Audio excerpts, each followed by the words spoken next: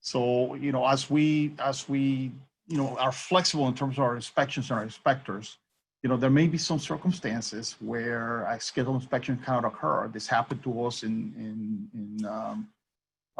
South Carolina.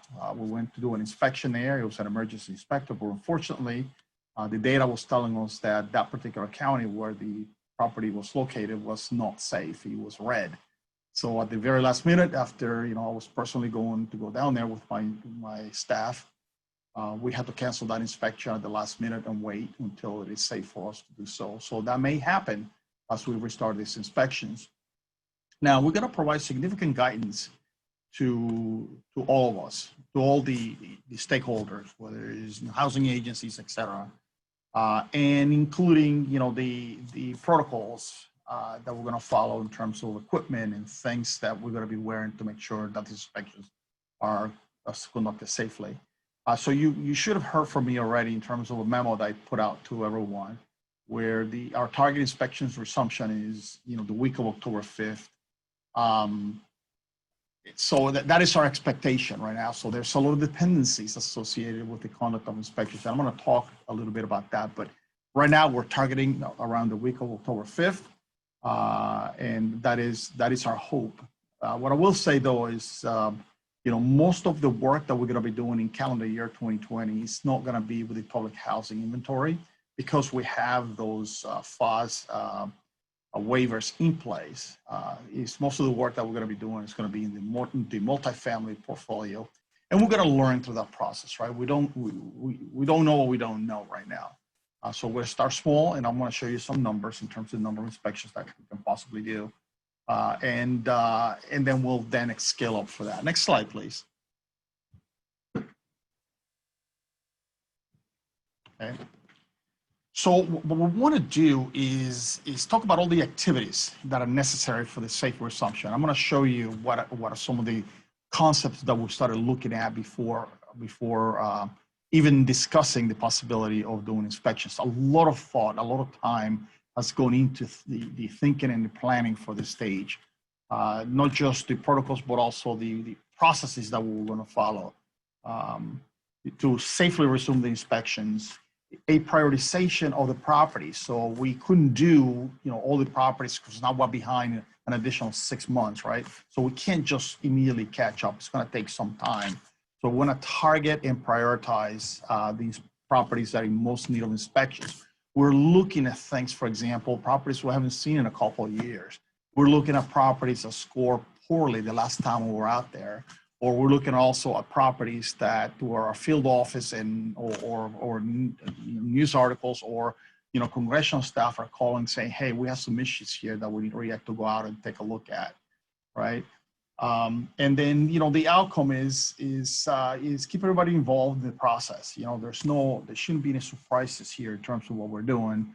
We want to reduce the backlog of inspections, especially in the multifamily side. Identify high-risk properties and be able to effectuate change in those properties, right?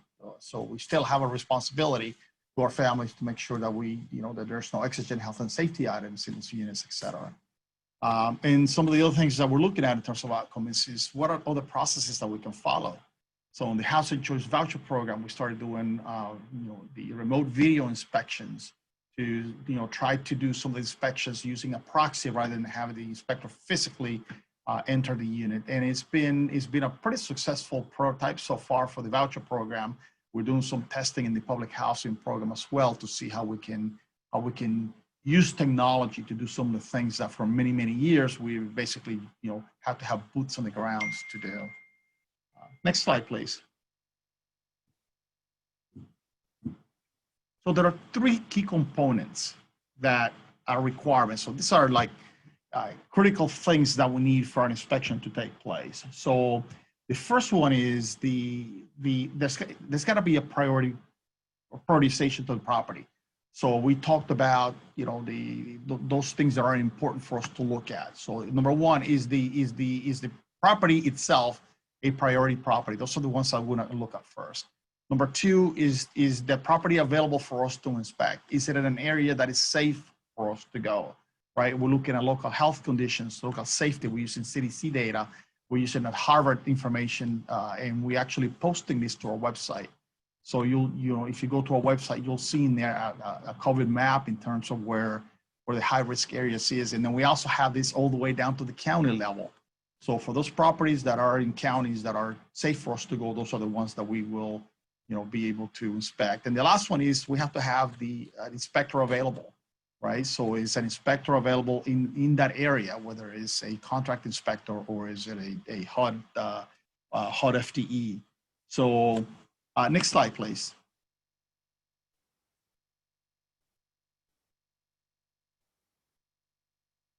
Okay.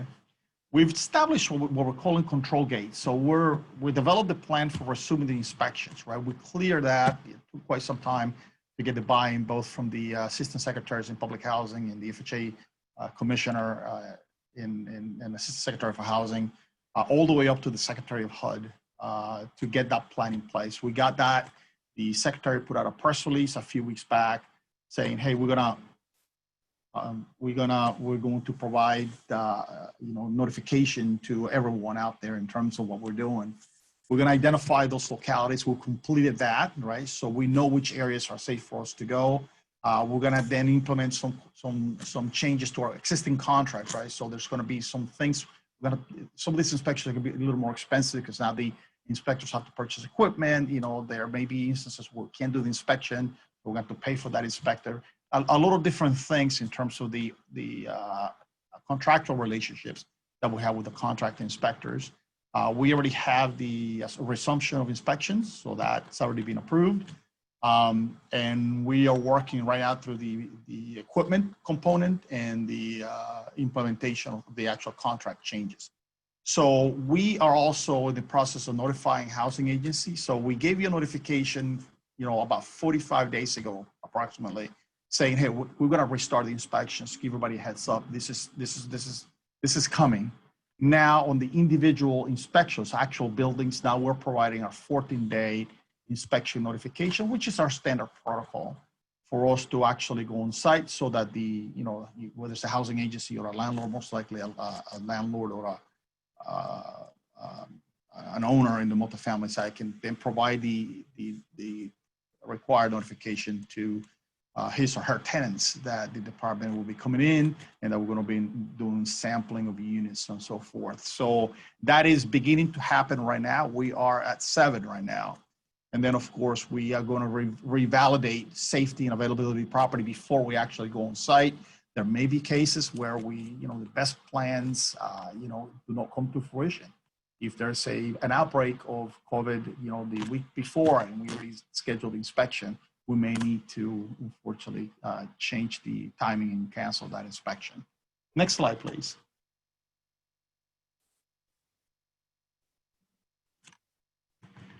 So in terms of the eligibility criteria, right? So we're looking for trending, right? So if the trending, the safety of the property is located is based on the trend. So we'll be looking at that trending, make sure that trending is green before we actually go on site. We want to make sure that there's no known specific COVID-19 problems at the property. And that's an interaction between the inspector and either the multifamily owner or the public housing agency. In terms of the sampling, when we go on site, if there's any issues with a particular tenant, we have protocols to be able to manage that.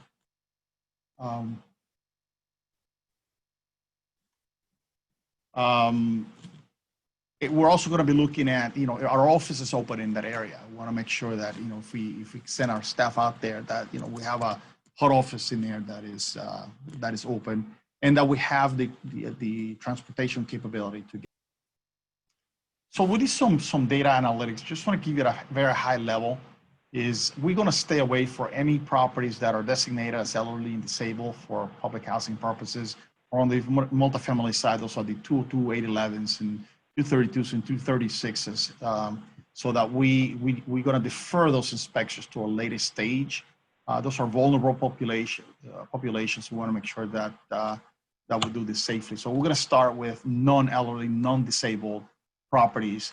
And, for the most part, we got about 129 on the phase 1, which are high priority, mostly in multifamily. And then, of course, you know, on the next phase, we'll have several thousand properties on the multifamily side. Notice on number 3, public housing is we got about 418 amps that we haven't inspected in about 3 years. Those will probably be prioritized, but not in calendar year 20, because we wouldn't be able to get through, you know, 7,000 inspections in a 3-month period. It's just not going to happen. So that will be probably, you know, in calendar year 2020 sometime.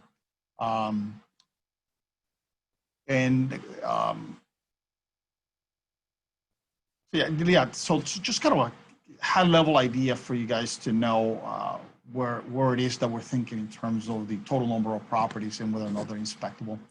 Next slide, please.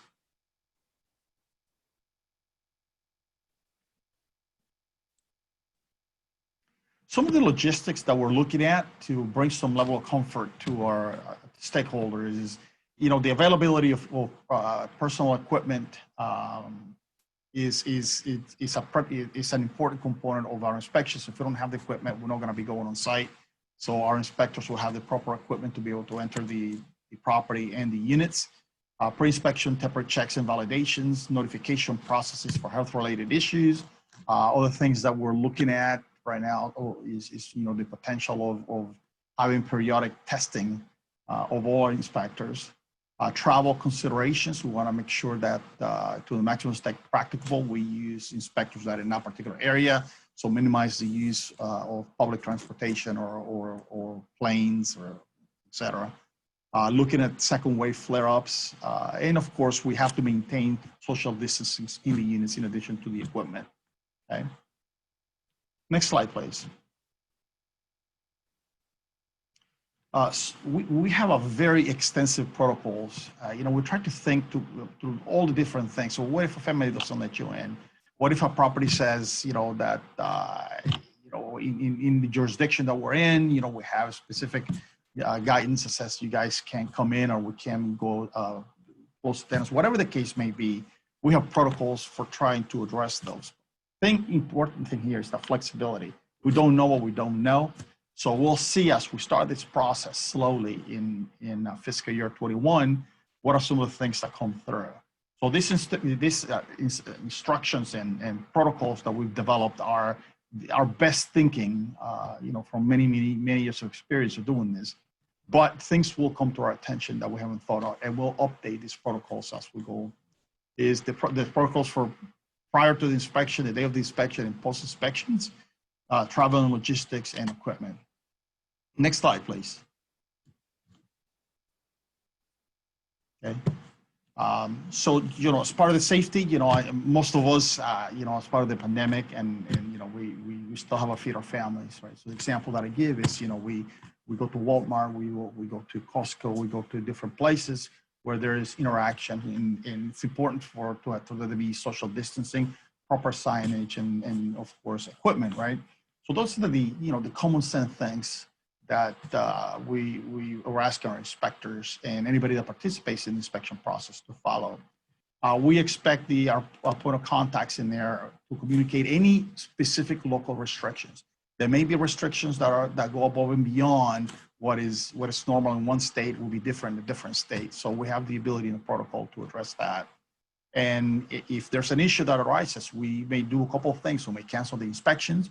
We may only inspect the outside of the units, the other 4 inspectable areas, and defer the units, especially public housing, right? So the purpose of the public housing is not so much to produce a score, but if there's a referral of emergency situations in some areas, what we care about is what is going on in that particular property.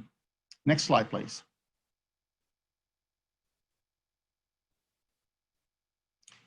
All right, so that's kind of it for the inspection return to operations. It's going to be one of those things where we start slow and we scale up. In calendar year 2020, once again, it's mostly public housing. Mostly multifamily housing. In 2021, we'll begin the process of bringing in the public housing properties as well. So just a very high level in terms of the CARES Act reporting notice that we just put out is 2020-24. Some really good news in this notice. So a couple of things we tried to do is, the Act unfortunately has requirements. There's statutory requirements for quality reporting. So every quarter, PHAs are required to report. So what we said is, how can we minimize the burden? We can't eliminate it. So I'm not going to sit here and say, and there's no reporting burden, because it's statutory. We got to do it, right? We said, okay, how can we minimize the reporting? So what we did is we said, okay, let's tie it in to what PHAs currently do, which is the financial data schedule. You do this on an annual basis as part of your audit. So this is easy enough to do. You're keeping your books in that manner. So, we're not going to add any additional details to the financial data schedule. All we did is just added columns, right? And those columns are for the specific funding components that you receive. So whether you received HAP, you received the admin fees, or where you received additional upfront on the CARES Act, you just put it in that column. But we didn't add any additional detail to say, okay, we want you to have, track of how many masks you purchased, or how much, any of the PPE or anything else that needs to matter. We're going to use our existing chart of accounts, our existing way that we report and capture data. You're just going to put it in a separate column and tell me what's specific to that CARES Act. And that seemed to be the least burdensome way of doing this, where housing agency can just go right into the books and records, be able to extract the data and put it on a quarterly basis. Now, we're not going to have that as part of the regular reporting through the FDS. Our chief financial officer has the lead. They're going to develop a portal. It's going to be very high level, and we're going to provide a lot more outreach and training to housing agencies. That portal is not ready yet. So until it's ready, there's nothing for you to report on. Just know that this is coming. But some good news in here is we did some extensions as part of this notice. So the period of availability prior to this notice was December 31, 2020 for all the funds that we put out. We've not extended that for basically an additional 12 months. So if you got CARES Act operating funds, now your period of availability is now December 31, 2021. If you got HCV and mainstream funds, it's also December 31, 2021, with one exception, that is shortfall funds. If it's funds that you're receiving for shortfall purposes, that's only available through December 31, 2020. That's the only exception. Everything else under HCV and mainstream funds is December 31, 2021. So an additional 12 months. Same thing with PBRA, which is basically the malt rehab program. That'll be December 31, 2021. In addition to that, if you're a 630 PHA, we extended the reporting requirements as well to match, so that it would actually make sense. So the discrepancy sense. So there's an extension of time for 630 PHAs in terms of the FDS annual reporting. Next slide, please. Some also good news on COCCs, right? So some of the things that we had done in the past, and I think it's prior notice, I want to say 2020-13, if I'm not mistaken, I could be wrong on that one, but is we said, hey, you can use your COCC, you can put funds from your CARES Act into your COCC, and we say you can go an additional 50% above and beyond the Reac published safe harbors. So if the safe harbor for, was $10, you could go up to $15. Still, the cost has to be reasonable, all right? So there'd be reasonableness, we can't waive that, right? That's a federal requirement. But if your COC is experiencing additional costs due to purchase of computers that you have to do, upgrade of your technology, additional staff, or whatever it is that you need to do as a result of the pandemic, it allows you to put into your COCC an additional 50% above the safe harbor components, right? It doesn't change how the fee is earned. It just gives you a higher amount that you can put in there. The cost reasonableness, it's an OMB requirement. We can't waive that. So the cost must be reasonable. And you can actually retroactively apply this to March 27, 2020. So it's not just from the time the notice was published and onward. We can actually go back to the time that the pandemic was declared. Next slide. So in a prior notice, we have told you that you could do this in the public housing program. So this notice basically also expands that to the Housing Choice Voucher program. So that's kind of an important component. is management fees, bookkeeping, asset management. So it applies to operating funds. And it's just, giving some clarification in this notice as well. There's one thing that is important for you to keep in mind is the additional funds that we transfer to the COCC must be for immediate use. So CARES Act uses like a grant type of format, like your capital fund, where, you know, if you draw down, you got to spend it within 3 days, the Treasury rule. So you can't roll anything you put into the COCC cannot roll into COCC reserves. You actually must spend it. So that's kind of a very important fact to remember. So with that, let me turn it over to Dan Williams, who will get into kind of an update on Nspire. Dan? Thank you, David. Can we go to the next?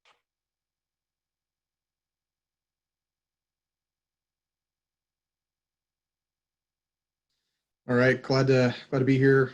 Glad to talk to you all about Nspire.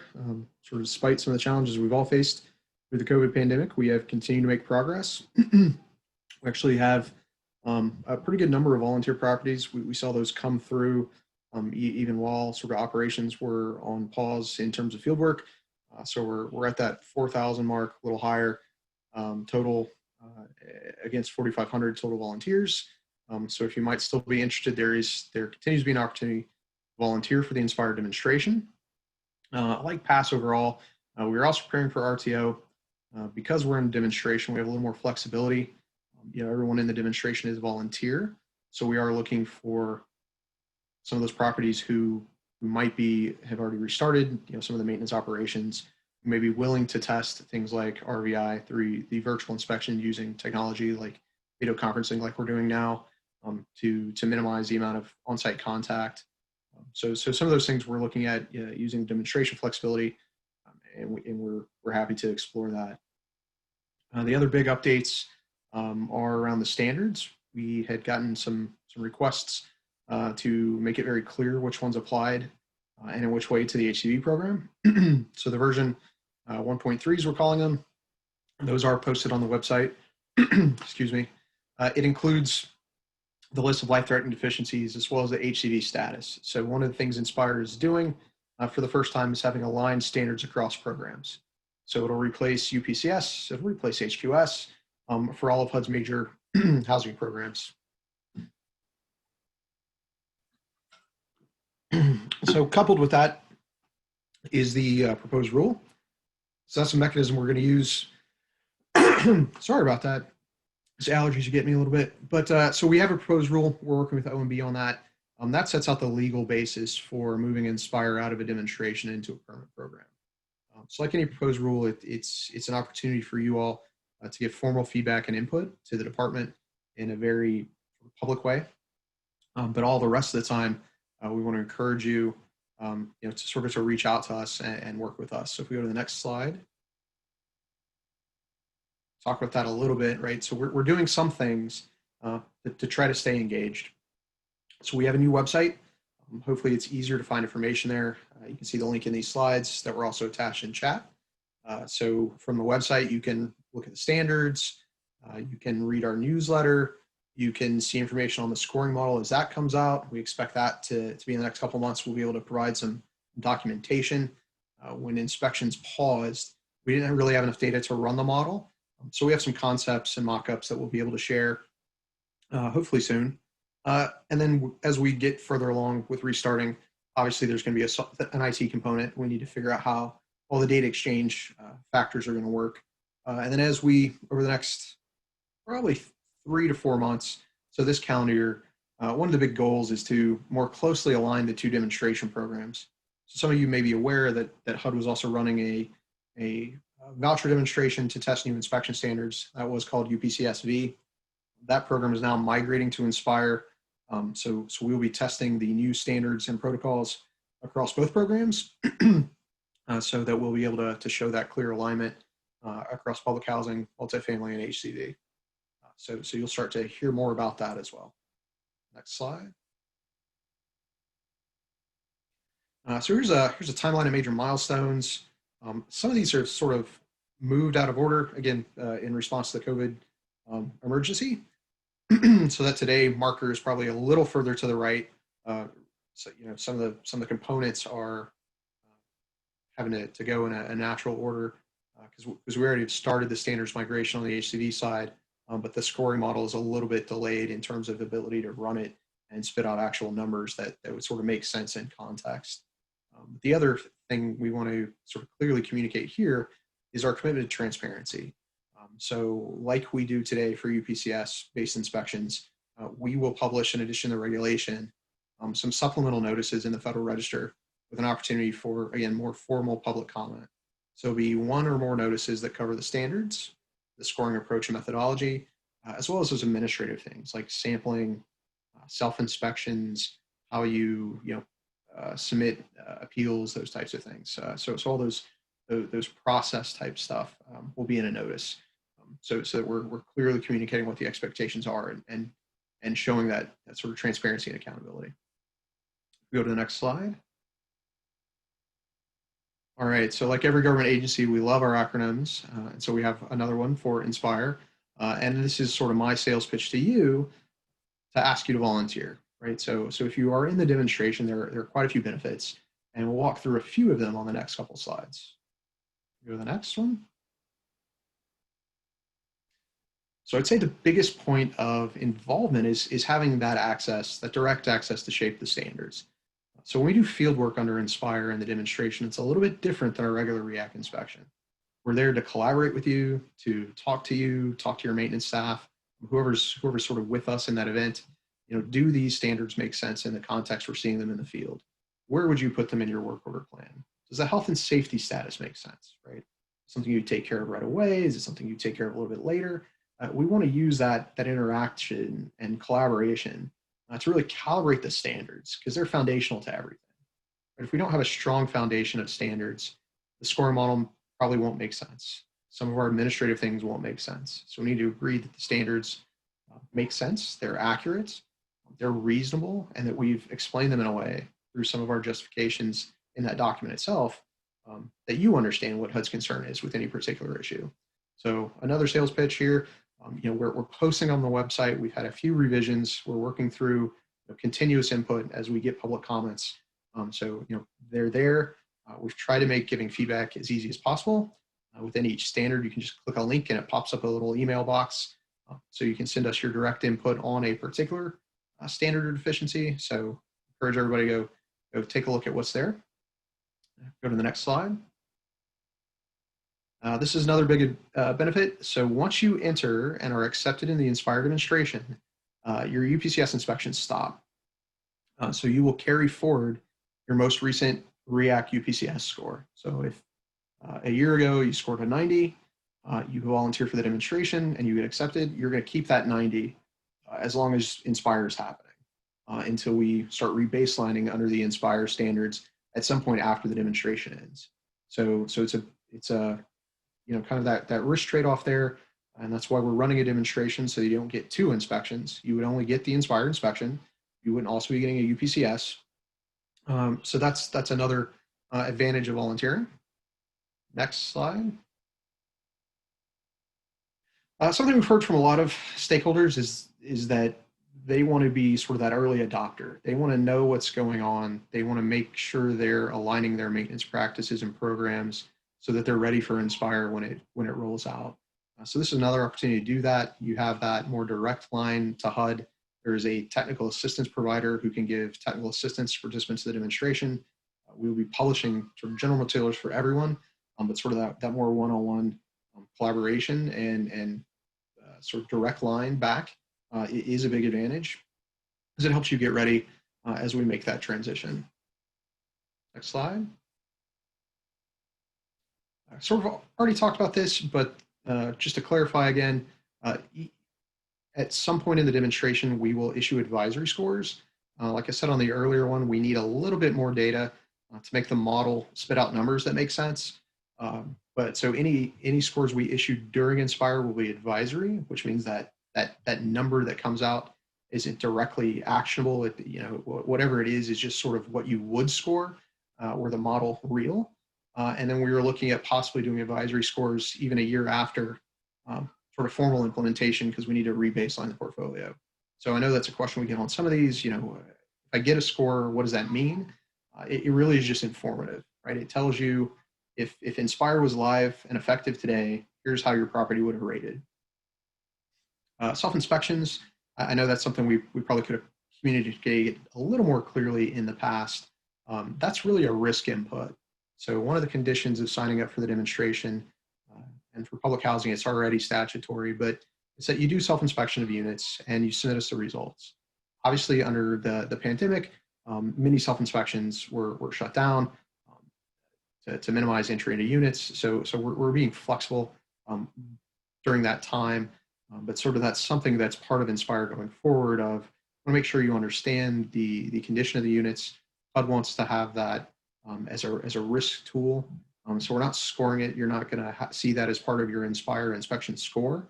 But one thing we're looking at, right, is if you're finding issues, that's great. That's what we want you to do, right? That's what good maintenance teams do. That's what good asset management teams do. They understand the condition of their property and what their the needs are.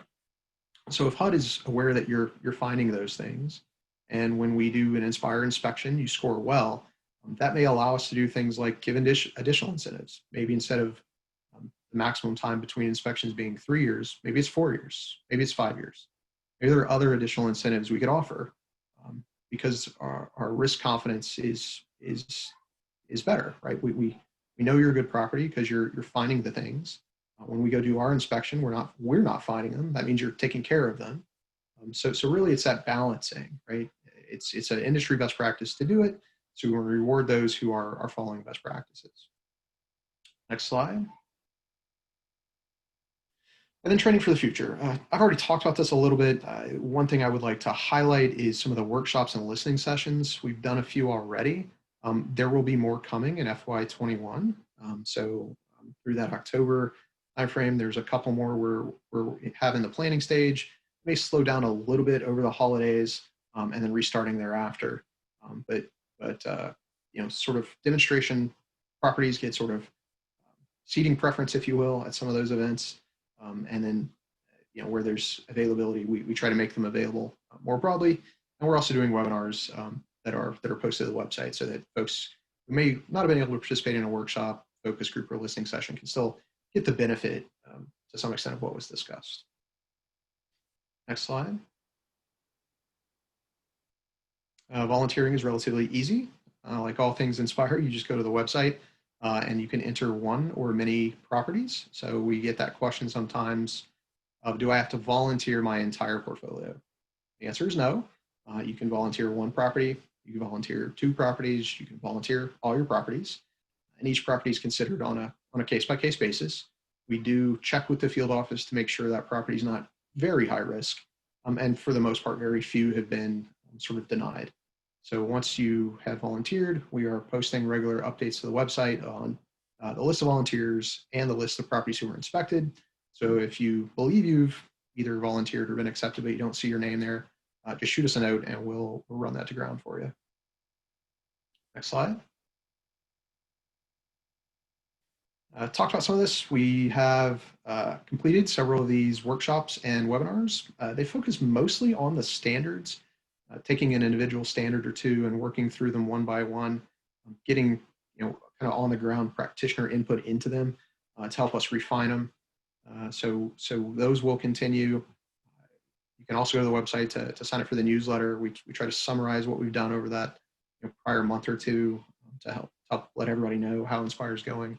And then we always welcome public comments and feedback. So there's links on the website to provide that, and then the email address is in a slide or two. Next slide. There we go. There it is. So Nspire@hud.gov is probably the easiest way to reach us. We monitor that email box regularly. There is a 1-800 number, kind of like the TAC, for very technical assistance questions. That's mostly for when inspections restart. And then there's the link again to the website. So hopefully that was informative. If there's questions on Nspire or any things we've talked about, we're going to open it up to the group.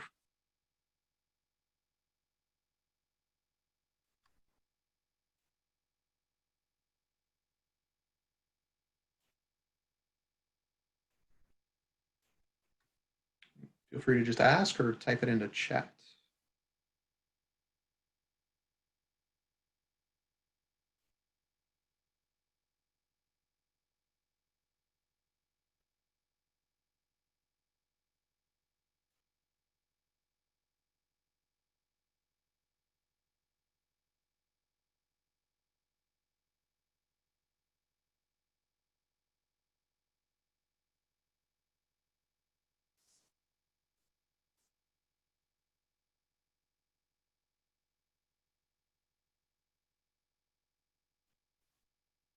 There's a question on the chat, Dan. How can we tell if we've been registered previously this summer? Right. So on the website, you can find two, I think they're either PDFs or Excels that have a list of everyone who's volunteered and then everyone who's been accepted. So not everybody who volunteered was accepted. Some the field office were concerned about. So please look to see if you were on that list. And if not, shoot us an email at inspire@hud.gov.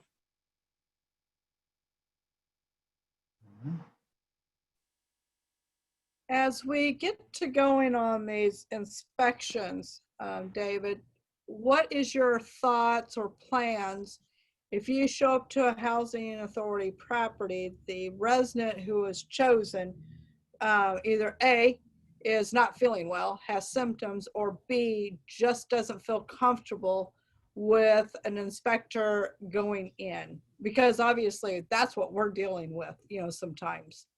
Sure. So, our protocol already provides for that. When we do a sampling of a particular property, we always select additional units above and beyond the ones that we give you, just in case for some reason we are unable to access one of the particular units.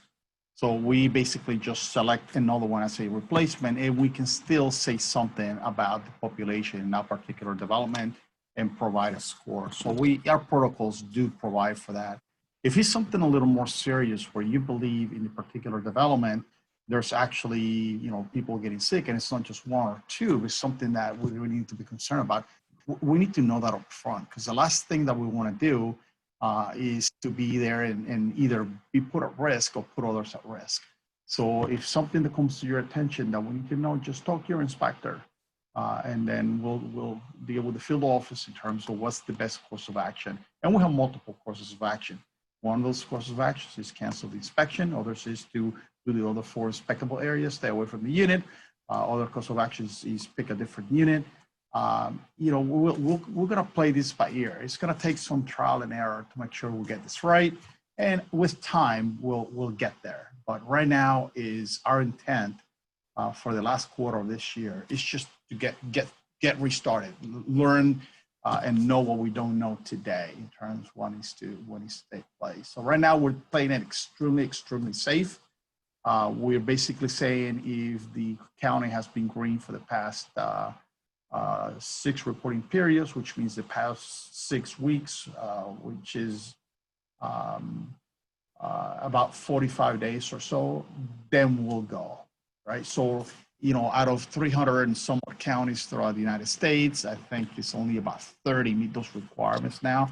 But I wanted to start small. I wanted to start safe, learn from that experience before we start, changing that methodology. We may change the methodology at some point in the future, but October 1st is like our first foray back out into the inspection world to see what's happening. We haven't received a lot of emergency requests. We've received 2 so far. I think it's just we don't really know what's out there right now, and it's true not just for HUD, but I think for a lot of agencies. We gave you a waiver in 2020-13 from your normal annual inspection requirements for public housing, because we understand that right now you're trying to occupy units, you're trying to help families. There's a lot of unemployed folks that need recertifications, and that should be your priority. So we get that. We also get the anxiety in terms of having a stranger in your house, during the pandemic. We get all that. So the initial part is we're going to start small and scale up, depending on the situation on the ground and what we learned from this process. How long are you going to stay in the green areas? When do you feel like you're going to go to the next level of low risk, I should say? I can't remember what color that is. That's an excellent question. And my best answer to you is I don't know. It won't be in calendar year 2020, I'll tell you that. So it will not be before 12/31/2020. We may start looking at some yellows, but before I look at yellows, I'll be looking at, okay, is it green in the past 2 weeks instead of 6 weeks? So I may start relaxing some of that property availability protocol. Remember our chart where we had the priority, the property availability, and then the inspector availability. So in terms of the property availability, I may start relaxing some of that depending on what we learn out there. And depends on what happens with the pandemic, right? So things are just, it's different from state to state, and then it keeps evolving, right? So we seem to be hitting a lull now. We'll see what happens. We did that before, and then it restarted. So I'm not going to put my staff and our contracting partners at risk. I'm not going to put our tenants and our housing agency staff at risk. So we'll play by ear, but it's what we did is data driven, and that's important to me. That whatever decision we make is driven by the data, not by whatever desire to do something out there. It's all data driven. I hope that answers your question. Yeah, because it's going to be a challenge. We have a consortium and we have different agencies, different communities. Yep. And sometimes we find that a community doesn't even want us to come in because we're from a different county. They're green. They would like to keep it green. You're coming from a red. We don't want you here. Yeah.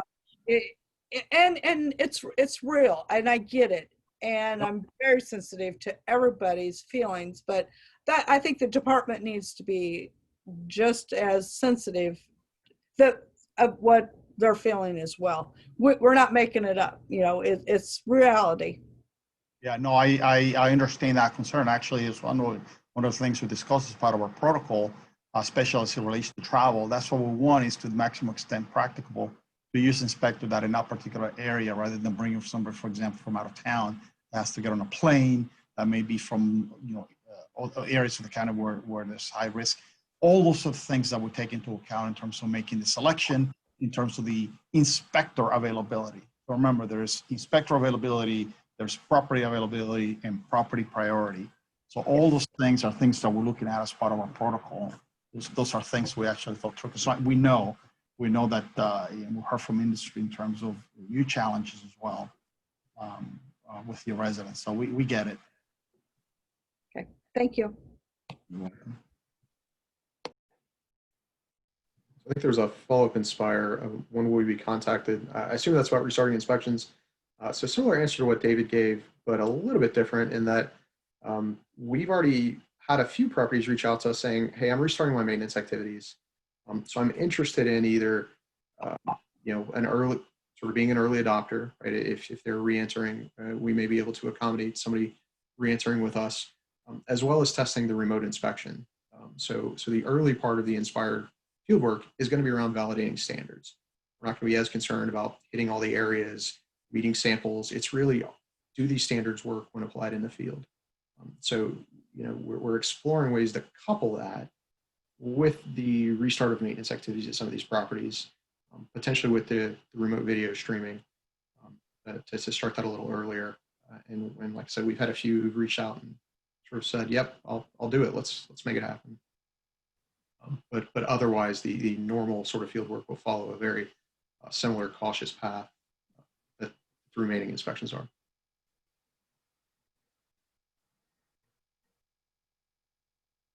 David, do you feel like the Nspire inspections is going to be tougher or easier than the current inspection?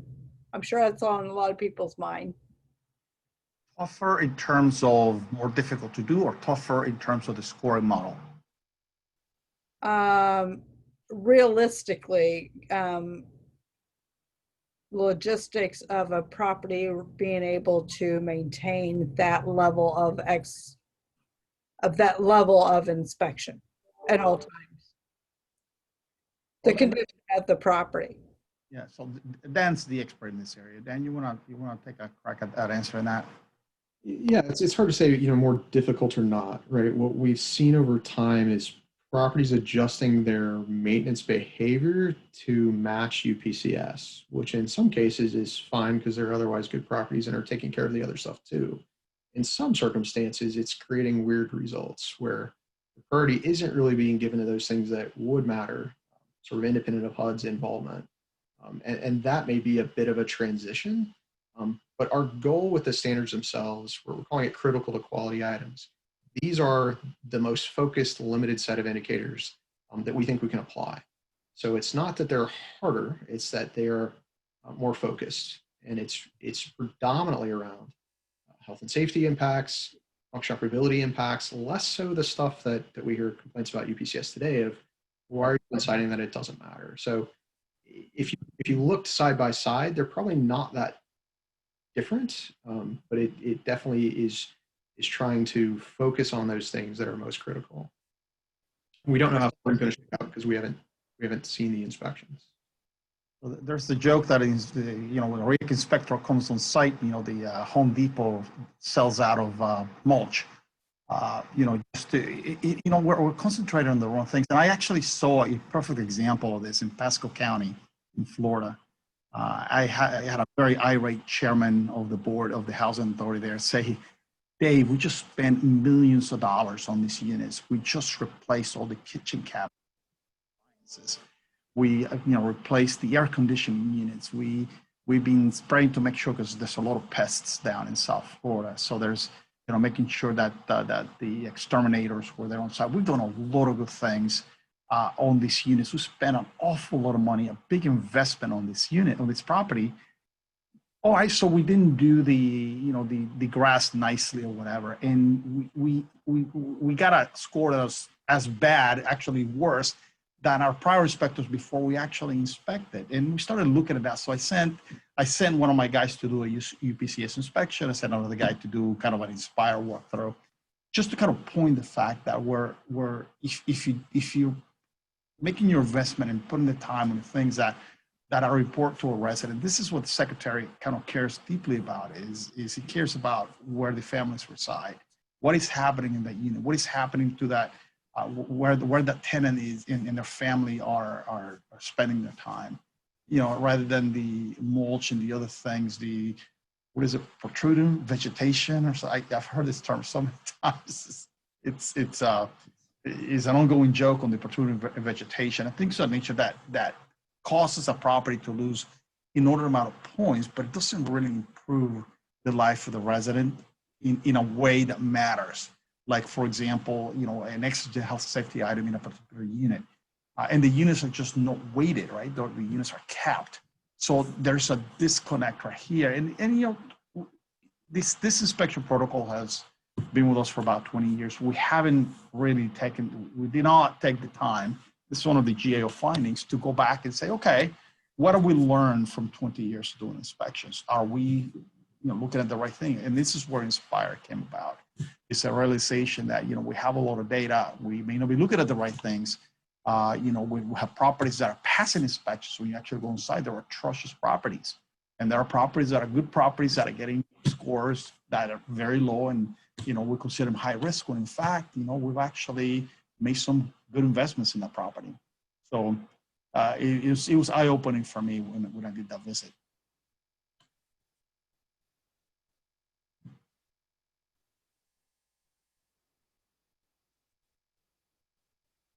Any other questions, guys? We got about 3 minutes left, so we'll probably take another question. Small enough group.